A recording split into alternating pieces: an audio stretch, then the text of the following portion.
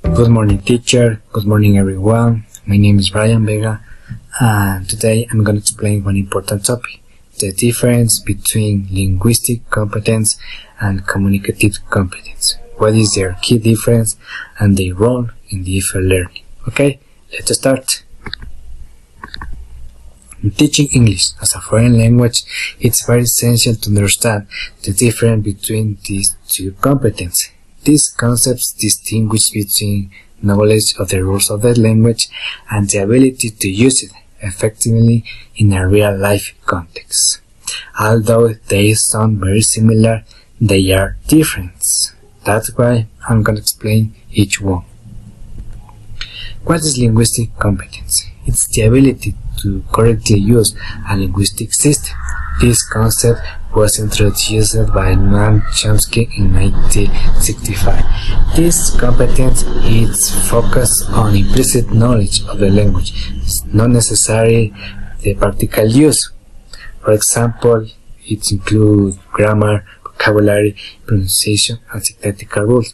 It's the ability to understand the structure of a sentence. For example, a student who can conjugate verbs correctly and form grammatical sentence, but it doesn't mean someone is going to be able to speak in a real-life context. Like, for example, they cannot maintain a real-life conversation. On the other hand, communicative competence is the ability to use language appropriately and effectively in different social and cultural contexts. It was developed by Dale Himes in 1972 in response to Chomsky's model. This competence includes social linguistic strategies and discursive competence. In other words, it's the ability to apply strategies to be able to maintain a real-life conversation. For example, a student who can adapt speech to different contexts, ask for help, or join a debate using appropriate phrases. What is the importance in EFL teaching?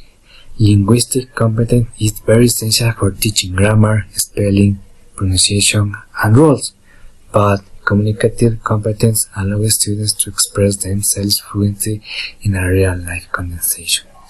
But linguistic and communicative competence is very important in the EFL teaching, because the EFL teachers should develop with a strong focus on real-life communication, not just grammatical correctness. For example, when the student has the ability to write correctly a sentence, but the student can speak in a real-life context. So we as a teachers must apply these two competences in our classrooms, because it's very important the students know these two competences to they grow as students. In conclusion, both skills are complementary and necessary in teaching English. Knowing the language doesn't guarantee knowing how to use it effectively. You have to practice every day in the classroom with the students, but linguistic and communicative competence. The goal of English as a foreign language is to develop competent users, not just grammar experts. Okay? That is all. Thank you so much. This is my presentation about this important topic about the difference between linguistic and communicative competence. But both is very important in the EFL learning. Thank you so much.